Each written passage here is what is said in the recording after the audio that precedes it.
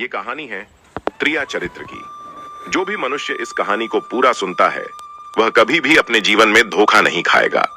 इस कहानी को सुनने के बाद आप अपने जीवन में बहुत बदलाव ला सकते हैं। इस संसार में ऐसी औरतें भी हैं जो सुंदर और सुशील औरतों को भी बदनाम कर देती हैं। आपसे निवेदन है कि कहानी को पूरा अवश्य सुने, क्योंकि मित्रों, ये कहानी आपको बहुत अच्छी जानकारी और सीख दे करके जाएगी। तो चलिए कहानी शुरू करते हैं। बहुत समय पहले की बात है। किसी राज्य में एक राजा रहा करता था। वह राजा बहुत ही धर्मात्मा राजा था। उसकी राज्य की चर्चाएं बहुत दूर दूर तक फैली हुई थी। उस राजा का पुत्र था जिसकी उम्र कुछ ज्यादा नहीं थी, 12 या 13 वर्ष होगी। वह राजकुमार बड़ा ही सुंदर था। राजा उसकी शादी कर देता है। जब राजा ने उसकी शादी की तो राजकुमार उस वक्त मात्र 14 वर्ष का था। तभी उसकी शादी कर दी गई थी और राजा अब बूढ़ा हो चुका था। एक दिन राजा ने सोचा कि अपने राजकुमार को अब राजा बना देते हैं, क्योंकि उस राजकुमार ने कई शादियां की थीं और पहले के राजाओं में यही नियम था कि राजा जितनी चाहे उतनी शादी कर सकता था। वह राजा अपने पुत्र राजकुमार को राजा बना देता है। उसकी शादी हो चुकी थी और एक नहीं बल्कि राजकुमार की 7 शादी हो चुकी थी। वह राजकुमार जो कि राजा बना था अपनी पढ़ाई लिखाई फिर भी कर रहा था। वह रोज गुरुकुल पढ़ने के लिए जाया करता था और एक दिन की बात है, जब वह राजकुमार पढ़ने के लिए विद्यालय जा रहा था तो रास्ते में उसे एक पनिहारी मिली। वह पनिहारिन भी बहुत सुंदर थी। उस पनिहारिन ने राजकुमार से पूछा कि हे राजा, आप रोज कहाँ जाते हैं? राजकुमार कहता है कि मैं रोज पढ़ने के लिए, विद्या ग्रहण करने के लिए अपने गुरु के पास जाता हूँ। तो वो कहती है, ये तो अच्छी बात है, लेकिन ये बताइए, आपने त्रिया चरित्र पढ़ा है? राजकुमार कहता है कि नहीं, मैंने यह कभी नहीं पढ़ा है। फिर पनिहारिन कहती है कि आप त्रिया चरित्र अवश्य पढ़ो। राजकुमार कहता है कि यह त्रिया चरित्र क्या होता है? पनिहारी ने कहा कि आप यह बात अपने गुरु से जाकर पूछना और त्रिया चरित्र को अवश्य ही पढ़ना। राजकुमार कहता है कि मैं आज ही जाऊंगा और अपने गुरु से जाकर पूछ लूंगा कि आपने मुझे त्रिया चरित्र क्यों नहीं पढ़ाया। इतनी बात कहने के बाद वह राजकुमार वहां से चल देता है। वो पनिहारिन की बात सुनकर वह राजकुमार गुस्से में था। उसकी आंखें लाल थीं। वो अपने गुरु के पास जाकर प्रणाम करता है। गुरुजी ने पूछा कि बेटा, क्या हुआ? आज तुम क्रोध में दिखाई दे रहे हो और तुम्हारी आंखें लाल क्यों हैं? क्या बात है, मुझे बताओ। राजकुमार ने क्रोध में जवाब दिया कि गुरुदेव, आपने मुझे त्रिया चरित्र क्यों नहीं पढ़ाया? यह बात आपने क्यों छुपाई? त्रिया चरित्र के बारे में मुझे बताया क्यों नहीं? गुरु कहते हैं, बेटा, तुम त्रिया चरित्र नहीं पढ़ पाओगे, क्योंकि त्रिया चरित्र पढ़ना खतरे से खाली नहीं होता है और जब तुम त्रिया चरित्र पढ़ोगे तो उसमें तुम्हारी जान भी जा सकती है। राजकुमार कहता है कि गुरुदेव, आप इसकी चिंता ना करें, अपनी रक्षा हम स्वयं कर लेंगे। आप केवल मुझे त्रिया चरित्र पढ़ाइए। गुरुदेव कहते हैं कि ठीक है, अब तुमने हट कर ही ली तो अब हम तुम्हें त्रिया चरित्र पढ़ाते हैं। त्रिया चरित्र पढ़ते पढ़ते राजकुमार को 1 साल हो गए और जब 1 वर्ष हो गया तो गुरु ने कहा कि बेटा, अब तुम्हारी पढ़ाई पूरी हो चुकी है। अब तुम घर जा सकते हो और आराम से अपने राज्य को चला सकते हो। अब तुम्हें यहाँ आने की कोई आवश्यकता नहीं है। राजकुमार कहता है, ठीक है गुरुदेव। राजकुमार जैसे ही जाने को होता है, गुरुदेव उसे रोक लेते हैं और कहते हैं, बेटा, मैं तुम्हें एक ऐसा यंत्र देता हूं, या जब तुम इसे अपने कानों में लगाओगे तो कोई भी तुम्हें पहचान नहीं पाएगा और तुम उसे पहचान लोगे। राजकुमार वह यंत्र अपने हाथों में ले लेता है और गुरु ने कहा, तुम इस यंत्र को ले जाओ और रात के 12 बजे आज ही के रात में अपने महल से निकल करके जंगल की तरफ जाना और पूर्व दिशा की ओर जाना। और जब तुम पूर्व दिशा की ओर जाओ तो ये यंत्र अपने कानों में लगा लेना और वहीं पर खड़ा हो जाना। वो राजकुमार कहता है कि ठीक है, ऐसा ही करूंगा। फिर राजकुमार गुरुकुल से महल की ओर चल देता है और जब रात के 12 बज जाते हैं और उस राजकुमार की 7 पत्नियां सो जाती हैं, तब आधी रात के समय वह राजकुमार अपने हाथों में यंत्र लेकर महल से जंगल की तरफ चल देता है। राजा जंगल में पूर्व दिशा की ओर जाता है और वहां जाकर अपने कानों में यंत्र लगा लेता है और वहीं पर खड़ा हो जाता है। तो उसने क्या देखा कि वही पनिहारिन जो मुझे रास्ते में मिली थी, वही पनिहारिन एक थाली में खाना लेकर जंगल को जा रही है। वहां थोड़ी ही दूरी पर एक संत अपनी कुटिया में रहते थे। वह पनिहारिन संत के पास खाना लेकर जा रही थी। राजा ने देखा कि ये तो वही पनिहारिन है जिसने मुझसे कहा था कि त्रिया चरित्र की पढ़ाई पर हो। लेकिन पनिहारिन उस राजा को नहीं पहचान पाई, क्योंकि राजा के कानों में यंत्र लगा हुआ था। यंत्र लगने की वजह से राजा किसी को भी पहचान सकता था। राजा ने अपने मन में सोचा कि चलो उसके पीछे चलते हैं कि ये आधी रात को भोजन लेकर संत कुटिया की तरफ क्यों जा रही है, इसका क्या कारण है। वह राजा भी उसके पीछे पीछे छुपता हुआ चल दिया। अब वह पनिहारिन उस कुटिया में उस बाबा के वहां पहुंचती है। उस बाबा के पास जादू की पोटली थी और वो बाबा जादूगर था। राजा पीछे पीछे गया और वह छुप करके देख रहा था कि वह पनिहारिन औरत को बाबा क्या करेंगे। बाबा ने पनिहारिन से कहा, अरे पनिहारिन, पहले तो मुझे ये बता कि आज आने में इतनी देर कैसे लग गई। हाथ जोड़कर पनिहारिन कहने लगी कि महात्मा जी, मेरा विवाह हो चुका है और मेरे पति मुझे ले जाने के लिए आए हैं। हमें लेकर कल चले जाएंगे, इसीलिए हमें उन्हें सुलझाने में थोड़ी देर लग गई और यहाँ आने में भी देर हो गई। जब यह बात साधु ने सुनी कि इसका विवाह हो चुका है और इसका पति इसे लेने आया है, तो साधु कहता है कि पनिहारिन, इसका मतलब है कि तुम अपने पति के साथ जाना चाहती हो, तो हमारे पास क्यों आई हो। पनिहारिन कहती है कि मैं आपके बिना नहीं रह सकती हूँ, मैं आपके बिना नहीं जी सकती हूँ। तो साधु कहता है कि हे पनिहारिन, इसके लिए तुम्हें एक काम करना होगा। साधु एक बड़ा सा चाकू निकलता है और पनिहारिन से कहता है कि हे पनिहारिन, जाओ अपने पति के गर्दन काट कर यहाँ लेकर आ जाओ। अपने उस पति को मार दो जो हमारे और तुम्हारे बीच में दरार बन रहा है, तब मैं तुम्हें रख लूंगा, तुमसे विवाह करूंगा, तुम्हें अपनी पत्नी बनाऊंगा। बिना कुछ सोचे समझे वो चाकू को ले लेती है और दौड़ते हुए अपने घर जाती है और उसका पति सो रहा था। वहां जाकर अपने पति की गर्दन काट देती है और उसकी गर्दन को लेकर साधु के पास आती है, और जो राजकुमार थे उसके पीछे पीछे उसका सारा कारनामा देख रहे थे। जब साधु ने देखा कि अपने पति को मार करके उसकी गर्दन यहाँ लेकर आई है, साधु को बहुत गुस्सा आया और उसने उसे लात मारी और कहा, भाग जाओ यहां से। जब तू अपने पति की नहीं हो सकी, जिसके साथ तूने 7 फेरे लिए, तो तू मेरी क्या होगी। जल्दी भाग जाओ यहां से। अगर तुम मेरे पास दोबारा आई तो मैं तुझे जीवित नहीं छोड़ूंगा। साधु की यह बात सुनकर उस पनिहारिन को ऐसा लगा जैसे उसके पैरों तले जमीन खिसक गई हो। फिर भी अपने पति की कटी हुई गर्दन घर लेकर के आई और उसकी गर्दन जोड़ देती है और वहीं बैठ जाती है। और इधर जैसे ही सवेरा हुआ, अपने पति के पास बैठकर रोने लगती है और चिल्लाने लगती है। कहती है, देखो देखो, किसी ने मेरे पति की हत्या कर दी। लेकिन रात में उस पनिहारिन का सारा कारनामा राजकुमार देख चुका था। इधर सारे गांव वाले पनिहारिन के घर चले जाते हैं और उसके पति की लाश को लेकर गांव के बाहर जाते हैं उसका दाह संस्कार करने के लिए। और वो पनिहारिन भी पीछे से भागती हुई रोती हुई चली जा रही थी और उधर राजकुमार भी जा रहे थे, जो कि अपने राज्य के राजा बन चुके थे। पनिहारिन भागती हुई चिल्लाती हुई पहुंची और कहने लगी, मैं सती बनूंगी, क्योंकि अगर जब मेरे पति ही नहीं रहे तो ऐसे जीवन का क्या फायदा। मैं इन्हीं के साथ सती हो जाऊंगी। राजा को उसकी बातें सुनकर हंसी आ जाती है और राजा कहता है, त्रिया चरित्र जाने ना कोई और खसम मेरी के हुए सती। राजकुमार की यह बात और कोई तो नहीं समझ पाया, लेकिन वह पनिहारिन समझ जाती है। कहती है कि राजा साहब, आप हमारे ऊपर यह बात कह रहे हैं, लेकिन चलिए कोई बात नहीं, मैं सती हो जाऊंगी। लेकिन पनिहारिन जाते जाते कहती है, मैं तुम्हें एक बात बताती हूँ। राजकुमार कहता है, क्या बताओ। पनिहारिन कहती हैं कि राजा साहब, आप जब चटाई पर बैठें तो उस चटाई को झाड़ कर बैठना।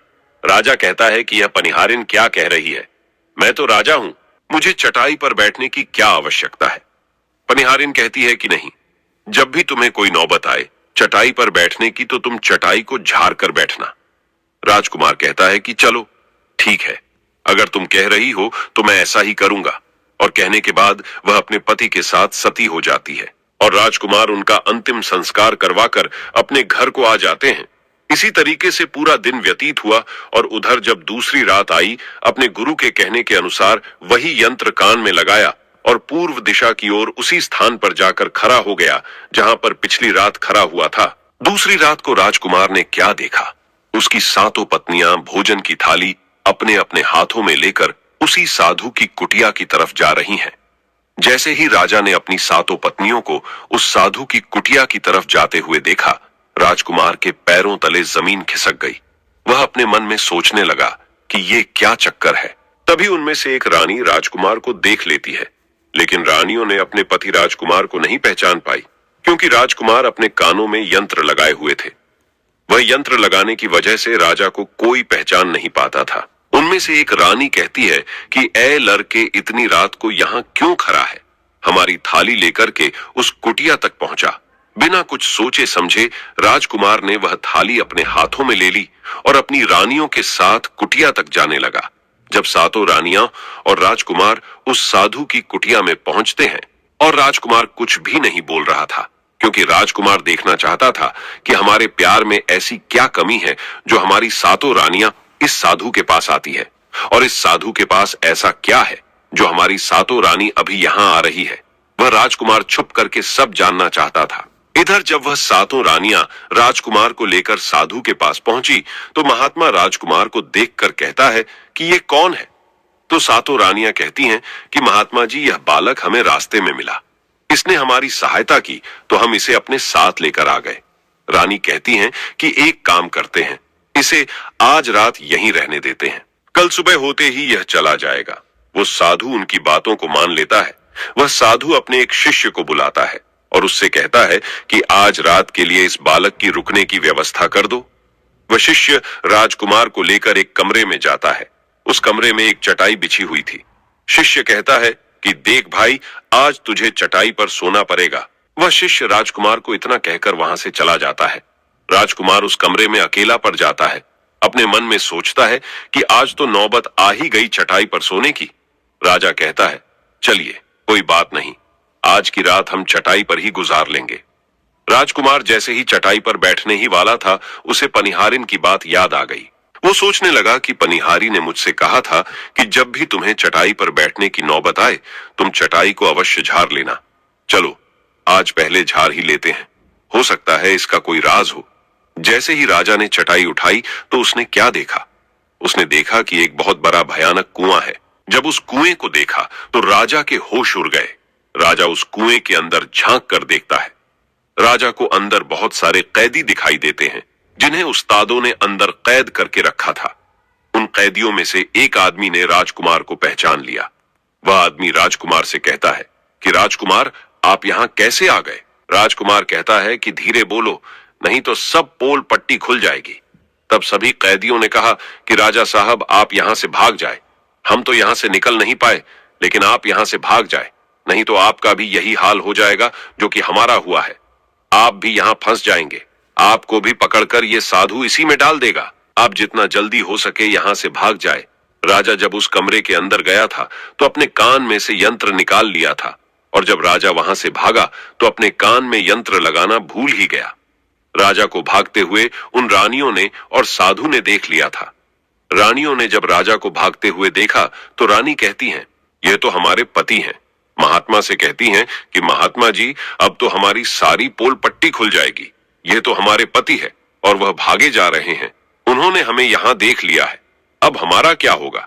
वह साधु कहता है कि तुम यहाँ क्या देख रही हो, जल्दी जाओ और अपने पति को पकड़ कर लाना। तो रानियां राजकुमार को पकड़ने के लिए दौड़ी दौड़ी जाती है, लेकिन वह राजकुमार जो राजा था इतना तेज था कि वह अपने महल जा पहुंचा, और घबराई रानियों के तो होश उड़ गए। फिर वापस उसी बाबा के पास आती है और बाबा से कहती है कि महाराज, अब तो हमारे पति हमें जीवित नहीं छोड़ेंगे। हम जैसे ही घर जाएंगे वो हमारी जान ले लेंगे। हे महात्मा, आप हमें बचा लीजिए, इसका कोई उपाय कीजिए। तब जाकर वह साधु रानियों को एक जादुई कील देता है और कहता है कि जब तुम जाओ तो अपने पति को बहला फुसलाकर उसके माथे में यह जादुई कील घुसा देना। तुम्हारे पति को ढेर बना देगा और तुम साथ मिलकर उसे मार देना। बस कहानी खत्म हो जाएगी और तुम सातों रानियों बच जाओगी। सब रानियां तैयार हो जाती हैं। वो सातों रानियां साधु की बात मान लेती हैं और जादुई कील लेकर महल आती है। वह सातों रानियां आपस में विचार करती हैं कि राजा सबसे ज्यादा प्रेम सबसे छोटी वाली रानी को करते हैं, तो वह 6 रानियां मिलकर जादू वाला कील छोटी रानी को दे देती है और कहती है, ये लो, तुम्हारा काम है, तुम किसी भी तरह राजकुमार के सर में ये कील गाड़ देना। तो छोटी वाली रानी कहती है, ठीक है, और छोटी वाली रानी वह कील ले लेती है। जब राजा ने उन सातों रानियों को आते हुए देखा तो क्रोध में कहा कि पहले तुम यहीं रुको, पहले मुझे ये बताओ कि हमारे राज्य में और हम में ऐसी क्या कमी है कि तुम आधी रात को उस साधु के पास जाते हो? इसका क्या कारण है? पहले तुम मुझे ये बताओ। तो सातों रानियां हाथ जोड़ कर कहती हैं, महाराज हमें माफ कर दीजिए। हमें लगता है कि उस साधु बाबा ने हम पर कोई जादू टोना कर दिया था, इसीलिए हमसे ऐसी गलती हो गई। आइंदा ऐसी गलती हमसे कभी नहीं होगी। छोटी रानी की ऐसी बातें सुनकर राजा उनकी बातों को मान लेता है, क्योंकि वह राजा छोटी रानी से बहुत प्रेम करता था। वह राजा भी सोचने लगता है कि शायद उस बाबा ने ही इन पर कोई जादू टोना किया होगा, और अपनी सातों पत्नियों को माफ कर देता है और कहता है, ठीक है, तुम अपने कमरे में चली जाओ। सबसे छोटी रानी, जिससे राजकुमार बहुत प्रेम करता था, वह राजकुमार को खाना खिलाती है और राजकुमार को सुला देती है। जब वह राजा सो गया तो वह 6 रानियां भी वहीं आ जाती हैं। सबसे छोटी रानी जो थी वह जादुई कील निकालती है और राजा के सर में गुस्सा देती है। छोटी रानी ने कील जैसे ही ठोकी, राजा पूरा तेजी से उठा, लेकिन इतने समय में वह ढेर बन चुका था। अब उस राजा में इतनी शक्ति नहीं थी कि उन रानियों से मुकाबला कर सके। वह सातों रानियां उस राजा को पकड़ने लगी। राजा फिर भी हिम्मत नहीं हारा और अपने महल की खिड़की से कूदकर राजा भागते भागते अपने गुरु के पास पहुंच गया और कहने लगा कि गुरुजी, मुझे माफ कीजिए, मेरी जान बचाइए, नहीं तो मैं मारा जाऊंगा। गुरु कहते हैं कि बेटा, मैंने तुमसे कहा था कि तुम त्रिया चरित्र मत सीखो, इसमें जान भी जा सकती है। देखा इसका नतीजा। राजकुमार कहता है, गुरुदेव मुझे माफ कर दो और जल्दी मेरी जान बचाओ, नहीं तो मैं मारा जाऊंगा। मेरी पत्नी ने मेरे सर में जादुई कील ठोकी है, जिसकी वजह से मैं ढेर बन चुका हूं। गुरु ने जब ध्यान से देखा तो कहा कि ये वही कील है जो साधु ने दिया है। मैं तुम्हें अब नहीं बचा सकता।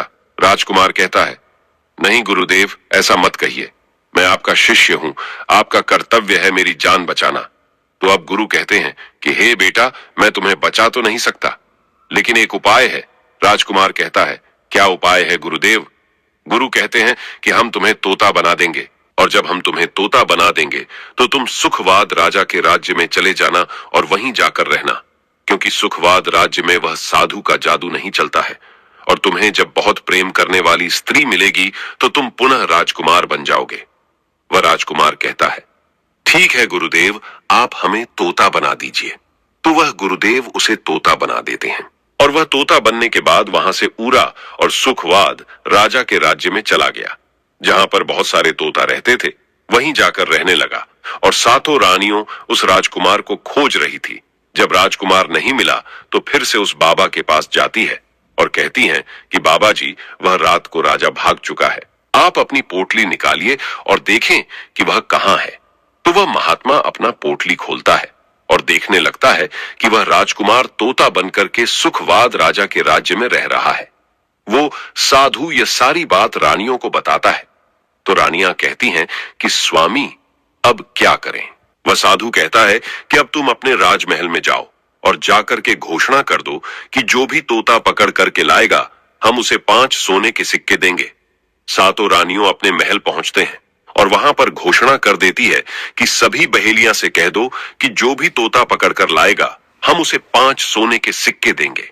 उस राज्य के जितने बहेलियां थे वो तोता पकड़ने के लिए चारों तरफ घूमने लगते हैं, और जो भी तोता पकड़ते वो रानी के पास जाते और 5 सोने के सिक्के ले लेते थे और वहां से चले जाते, और वह सातों रानियां उस तोते को मार देती।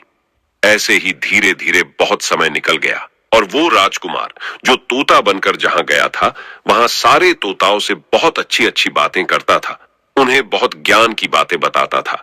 तो सारे तोता को लगा कि यह तोता तो बहुत समझदार है, ये तोता तो बहुत अच्छी अच्छी बातें करता है, इसे हम अपना राजा बना लेते हैं। और सभी तोता मिलकर उसे राजा बना लेते हैं। राजकुमार सभी तोतों का राजा बन जाता है और वही छुप कर रहने लगता है। एक बहेलिया तोता पकड़ते पकड़ते सुखवाद राजा के राज में पहुंच जाता है, और वह उसी पैर के पास पहुंच जाता है जहां पर वह राजकुमार तोता बनकर छुप कर रहता था। जब उस बहेलिये ने इतने सारे तोते को देखा तो अपने मन में सोचा कि अगर हम इतने सारे तोते पकड़कर रानी के पास ले जाएंगे तो हमें बहुत सारी सोने के सिक्के मिल जाएंगे। लेकिन वह बहेलिया सोचता है कि हम इतने सारे तोतों को पकड़ेंगे कैसे। तो जैसे ही सुबह हुई, उस पैर से सारे तोता उड़ कर दाना पानी के लिए बाहर चले जाते हैं, और इधर बहेलिया चाकू से पैर पर चारों तरफ कट लगा देता है, जिससे कि पैर से बहुत सारे गोंद निकल जाते हैं। पैर के चारों तरफ ही गोंद हो जाते हैं। जो लोग गोंद के बारे में नहीं जानते, मैं उन्हें बता दूं कि हर पैर पर एक प्राकृतिक गोंद निकलता है, जिससे हम कुछ भी चिपका सकते हैं।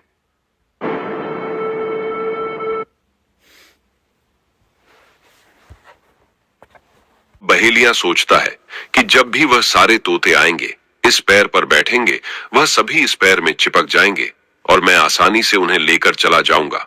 बहेलिया वहीं छिप करके देखने लगा और जब शाम हुई, सारे तोता वापस आए और वह तोता जैसे ही पैर पर बैठे, सभी का पैर उस गोंद में चिपक गया, क्योंकि पूरे पैर में गोंद ही गोंद लगा हुआ था। अब तो सारे तोते परेशान हो गए। उनमें राजकुमार, जो अभी तोता बना हुआ था, वह भी चिपक गया था। सारे तोते राजकुमार से कहते हैं, क्योंकि सारे तोते राजकुमार को अपना गुरु मानते थे, कि आप कुछ भी सोचो, हम सबको बाहर निकालो, नहीं तो सुबह तक बहेलिया आएगा और हमें पकड़ कर लेकर चला जाएगा। वह राजकुमार कहता है कि तुम बिल्कुल चिंता ना करो। जब सुबह वह बहेलिया आएगा तो तुम सभी ऐसा करना कि उस बहेलिया को लगे कि सारे तोते मर चुके हैं, और जब सभी तोते को पैर से छुड़ाकर नीचे फेंक दें तो सभी उड़कर भाग जाना। सभी तोता कहते हैं, ठीक है गुरुदेव। सुबह हुई। जैसे ही बहेलिया पैर के पास पहुंचा, सभी तोता ऐसे लटके हुए थे जैसे कि वह सभी मरे हुए हैं। जब बहेलिया तोतों को देखा तो सोचा कि अरे, ये क्या हो गया? ये तो सभी मर गए। अब हमें सोने के सिक्के कैसे मिलेंगे? फिर बहेलिया ने सोचा कि चलो अब इन्हें छुड़ा देते हैं। बहेलिया पैर पर चढ़ा और उनको छुरा कर नीचे फेंकने लगा। बहेलिया ने सभी तोते को छुरा कर नीचे फेंक दिया, लेकिन जो राजकुमार था, जो तोता बना हुआ था, वह वहीं पर रह गया और नीचे जितने भी तोते थे, वो सभी उड़कर भाग गए। बहेलिया ने सोचा, अरे ये क्या हुआ? इस पर सिर्फ एक ही तोता है जो कि मरा लटका हुआ है, और जितने तोते को मैंने छुरा कर नीचे फेंके, वह सभी उड़कर भाग गए। बहेलिया ने सोचा, इसका मतलब ये सारे तोता ने मिलकर मेरे साथ धोखा किया है। अब वह राजकुमार जो था, जो तोता बना हुआ था, वही सिर्फ पैर पर लटका हुआ था। वो बहेलिया कहता है कि यह सब तुम्हारी चाल है। चलो अब मैं तुम्हें लेकर जाऊंगा और रानी के हाथ बेच दूंगा और मुझे 5 सोने के सिक्के मिल जाएंगे। और इधर वो बहेलिया उस तोता को बेचने के लिए रानी के पास जाने लगता है। रास्ते में वह तोता कहता है, जो कि राजकुमार था, वह बहेलिया से कहता है कि तुम मुझे कहां ले जा रहे हो? तो वह बहेलिया कहता है, मैं तुम्हें बेचने के लिए रानी के पास ले जा रहा हूं। अगर मैं तुम्हें वहां बेच दूंगा तो मुझे 5 सोने के सिक्के मिलेंगे। वह राजकुमार कहता है कि मैं अगर तुम्हें 50,000 सोने के सिक्के दिलाऊं तो क्या तुम मुझे नहीं बेचोगे? बहेलिया कहता है, तुम मुझे 50,000 सोने के सिक्के कैसे दिलाएगा? तोता कहता है कि राजा सुखवाद के यहाँ एक बहुत बड़ा मेला लगता है, तुम मुझे वहीं बेचो, मूल में स्वयं बताऊंगा। बहेलिया उस तोते की बात मान लेता है और रानी के पास बेचने की जगह राजा के राज्य के मेले में तोता को बेचने चला जाता है। और राजा के राज्य में यह नियम था, अगर किसी व्यक्ति का सामान शाम तक नहीं बिके तो वह राजा स्वयं आकर उसे खरीद लेता था। बहेलिया उस तोते को लेकर बाजार में पहुंचा हुआ था। जब कोई व्यक्ति उस तोते को खरीदने आता तो वह पूछता कि यह कितने का है? तो वह बहेलिया कहता है कि तोता अपना दाम स्वयं बताएगा। तो वह तोता अपना दाम इतना बता देता कि कोई भी व्यक्ति उसे खरीद ही नहीं पाता। ऐसे ही करते करते शाम हो गई और अब सभी अपने अपने दुकान लेकर चले गए। सभी का दुकान उजड़ गया था, बस एक बहेलिया और एक तोता ही रह गए थे। इधर राजा ने अपने सिपाहियों को आदेश दिया कि जाओ देख कर आओ, किसी का सामान तो नहीं रह गया है। जब राजा के सिपाही आए तो उन्होंने देखा कि एक बहेलिया तोता को लेकर बैठा हुआ है। सिपाही बहेलिया से कहते हैं कि हे बहेलिया, तुम्हारा तोता क्यों नहीं बिका? तुम इसे कितने में बेच रहे हो? तो तोता कहता है कि जो इन्हें 50,000 सोने के सिक्के देगा वही मुझे खरीद पाएगा। उस तोते की बात सुनकर वह सिपाही आश्चर्य में पड़ जाते हैं और सोचते हैं, अरे ये तोता तो अपना अमूल्य स्वयं बताता है। तब सिपाही राजा के पास जाते हैं और राजा को सारी बात बताते हैं और कहते हैं, एक बहेलिया एक तोता लेकर बैठा हुआ है, लेकिन वह तोता अपना अमूल्य स्वयं ही बताता है। वह इतना महंगा बताता है, शायद इसीलिए उसे कोई खरीद नहीं सका। राजा सिपाहियों से पूछता है कि वह अपना मूल कितना बता रहा है। तो सिपाही कहते हैं, अपना मूल्य 50,000 सोने के सिक्के बता रहा है। चलिए हम खरीदेंगे।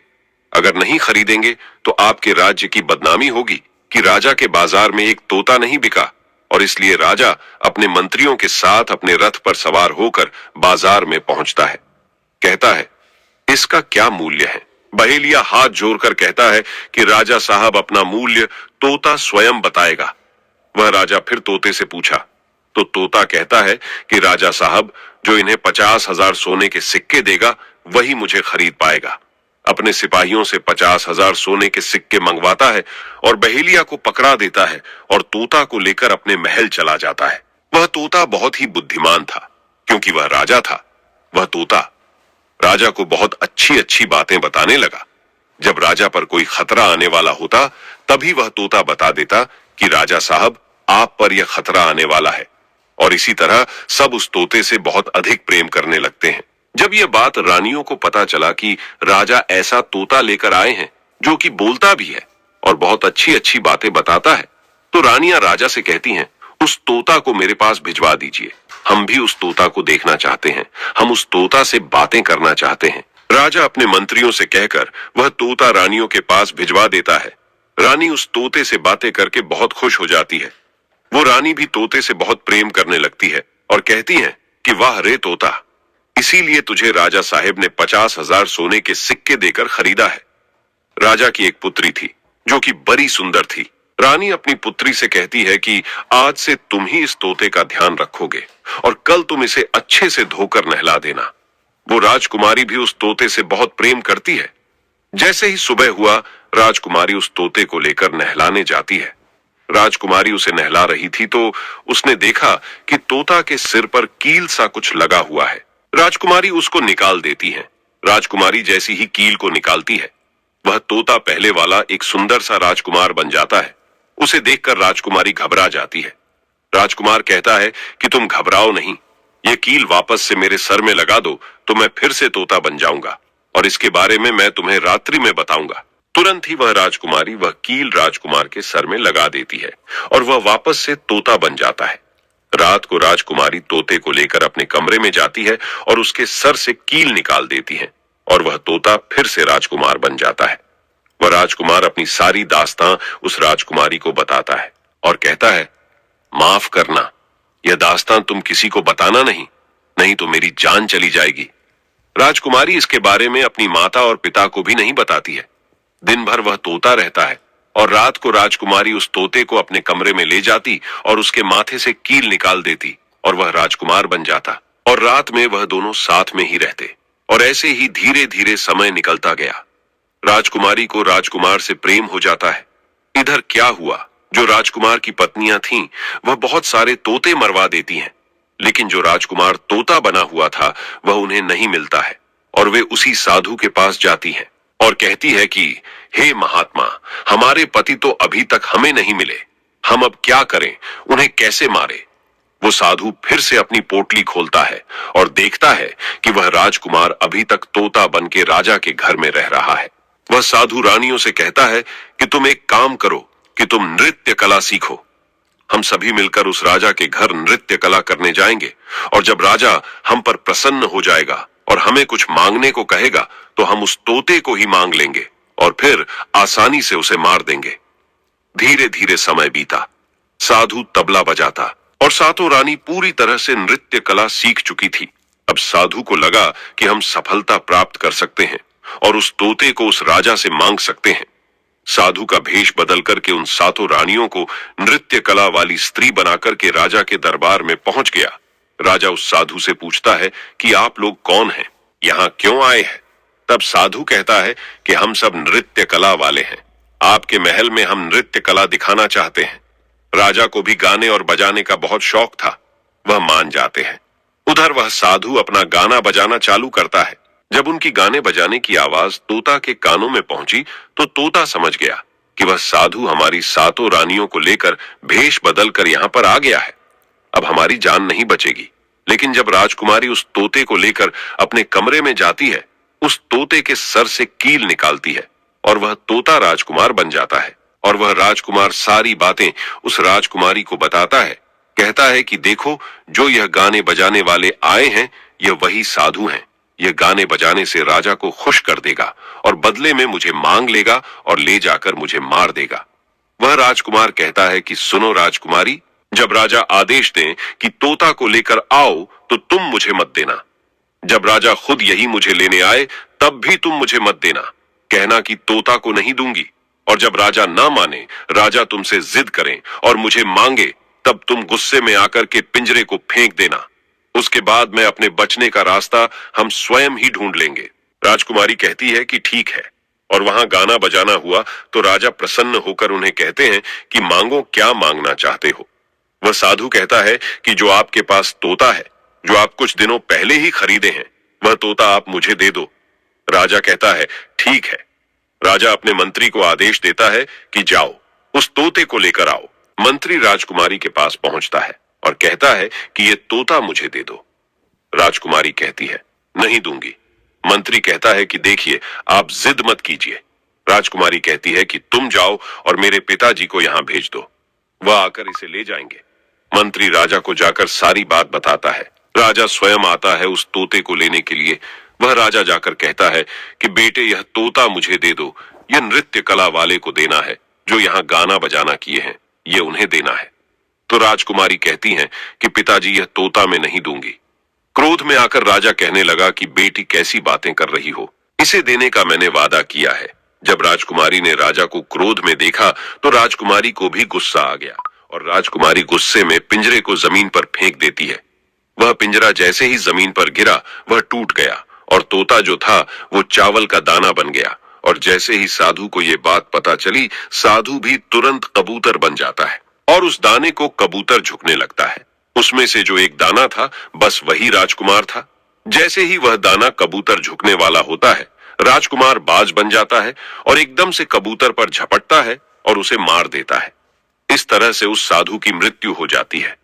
राजा यह सब देखकर आश्चर्यचकित हो जाता है। उस कबूतर को मारकर फिर से तोता बन जाता है और जो राजकुमारी थी उस तोते से कील निकाल देती है और वह फिर से पहले जैसा राजकुमार बन जाता है। वह राजकुमारी अपने पिता को सारी बात बता देती है। वह राजकुमार कहता है कि देखिए राजा साहब, मैं भी एक राजा हूं और मैं आपकी बेटी से प्रेम करता हूं और मैं उनसे शादी करना चाहता हूं। वह राजा अपनी पुत्री से पूछता है कि बेटी, क्या तुम इससे शादी करना चाहती हो? तो राजकुमारी कहती हैं कि पिताजी, मैं इनसे प्रेम करती हूं। और फिर राजकुमार उस राजा की पुत्री से विवाह करके अपने महल जाता है और जो उनके 7 पत्नियां थीं उनको पकड़कर बंदी गृह में बंद करवा देता है और राजकुमार खुशी खुशी उस राजकुमारी के साथ रहने लगता है। दोस्तों, जब कोई स्त्री कभी कभी किसी परिस्थिति में चतुराई या चालाकी दिखाती है या दूसरों को बेवकूफ मानते हुए कोई अभिनय, ढोंग या पाखंड करती है, तो इसे ही त्रिया चरित्र कहते हैं, जिसे पढ़ने के बाद राजा को अपनी जान बचाने के लिए क्या क्या नहीं करना पड़ा, क्योंकि राजा को स्त्री के त्रिया चरित्र की पूरी जानकारी हो चुकी थी कि कैसे जब एक स्त्री को अपना स्वार्थ दिखने लगता है तो वह अपने लोगों को भी बेवकूफ बनाकर अपना स्वार्थ को पूरा करती है और उसके साथ रहने वाले लोगों को इसके बारे में भनक तक नहीं लगता कि यह स्त्री त्रिया चरित्र की खेल कर रही है। दोस्तों, आज के टाइम में हर दूसरा लोग त्रिया चरित्र कर रहा है जिसके अंदर थोड़ा सा भी स्वार्थ है। इसलिए दोस्तों, जो आपके दिल के करीब है उसके बारे में आप पूरी जानकारी रखिए कि उसके अंदर खुद को लेकर कोई स्वार्थ तो नहीं छुपा है, और अगर ऐसा है तो आप उनसे थोड़ा दूर ही रहिए, क्योंकि ऐसे में आपको जिंदगी के हर एक कदम पर धोखा ही मिलेगा। क्योंकि एक स्वार्थी स्त्रियां अपनी स्वार्थ के लिए जिंदगी में कुछ भी कर सकती हैं। तो दोस्तों, आपको ये वीडियो कैसी लगी कमेंट करके जरूर बताएं। वीडियो पसंद आई हो तो लाइक करें, चैनल को सब्सक्राइब करें, अपने ऐसे दोस्तों के साथ शेयर जरूर करें जिसे त्रिया चरित्र के बारे में पता ना हो। और दोस्तों, सच्ची श्रद्धा से कमेंट में जरूर लिखें जय श्री राम, जय हनुमान, साथ ही देवों के देव हर हर महादेव सदैव आप पर अपनी कृपा बनाए रखे।